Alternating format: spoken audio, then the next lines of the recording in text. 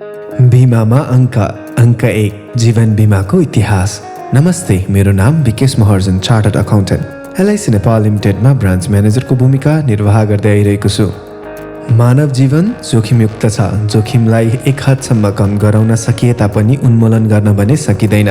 पाइलामा पर्ने जोखिमलाई न्यूनीकरण गर्न र सोबाट आश्रित परिवारमा पर्ने आर्थिक विशृङ्खलता विरुद्ध सुरक्षा प्रदान गर्ने व्यवस्थालाई नै जीवन बिमा भनिन्छ।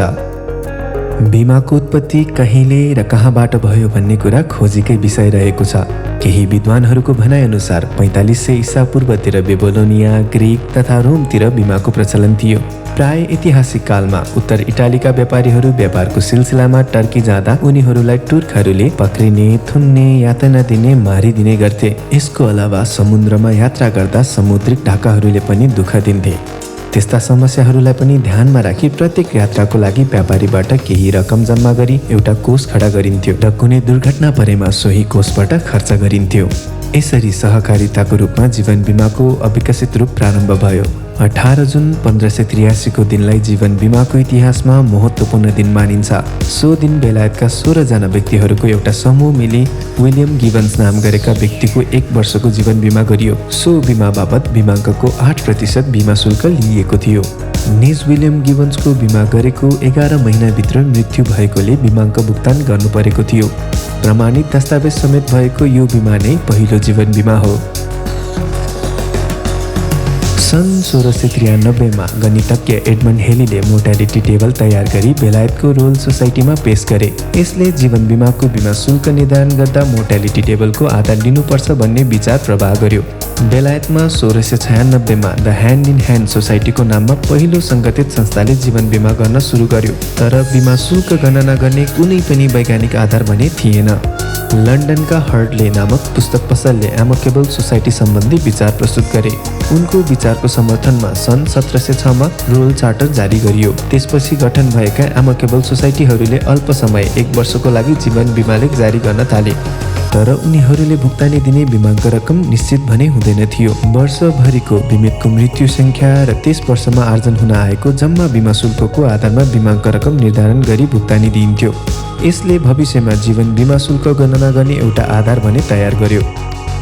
सन् 1705 मा ओल्ड इक्विटेबल अर्गनाइजेसनको नाममा गठन भई सन् 1762 मा ओल्ड इक्विटेबल सोसाइटीमा परिवर्तन भएको संस्थाले इन्सुरेन्स टेबलको आधारमा बिमा जारी गर्न सुरु गर्यो। 18औं शताब्दीमा जीवन बिमा व्यवसाय बढ्दै गयो।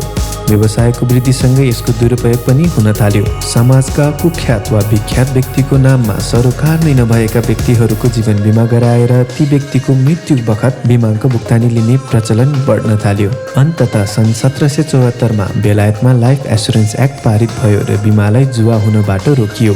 सन् 1815 मा विधवाहरूको आर्थिक संरक्षण गर्नको लागि स्कटिस विधवा कोषको स्थापना भयो। सन् 1870 मा लाइफ एस्युरेन्स कम्पनी एक्ट पारित भएपछि बेलायत लगायत युरोपभरि जीवन बिमा कम्पनीहरू खुल्दै गए। ती कम्पनीहरूमध्ये द युरोपियन, द एल्बर्ट नामका जीवन बिमा कम्पनीहरूले भारतमा पनि आफ्नो व्यवसाय सुरु गर्न थाले। सन् 1905 देखि 1912 सम्ममा भारतमा धेरै भारतीय जीवन बिमा कम्पनीहरू खुले। तिनीहरूको व्यवसायलाई व्यवस्थित गर्नको लागि सन् 1938 मा द इन्सुरेन्स एक्ट पारित भयो।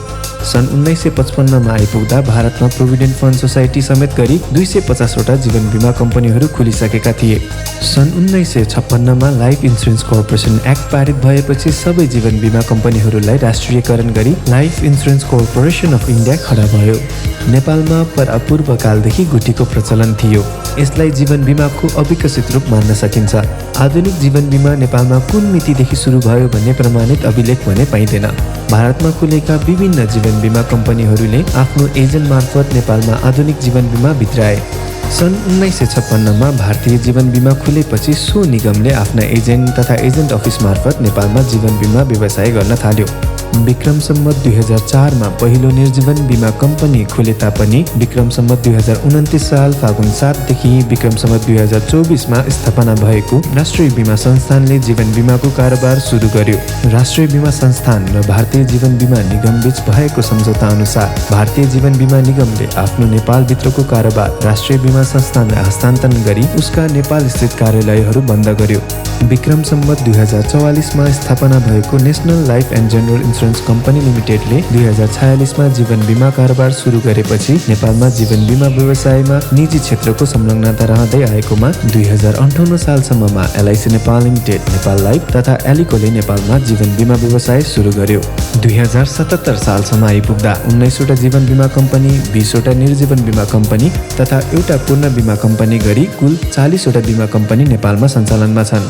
एलआइसी नेपाल लिमिटेडले बिमा सम्बन्धी जनचेतना फैलाउन नेपालमै पहिलो पटक आवासीय सुविधा सहितको तालिम केन्द्र एलआइसी शिक्षालय सञ्चालनमा ल्याएको छ। जीवन बिमा प्रतिको जनचेतना, एलआइसी नेपाल लिमिटेडको निस्वार्थ चाहना। एलआइसी नेपाल लिमिटेड, जीवन रहँदा पनि जीवन पश्चात पनि।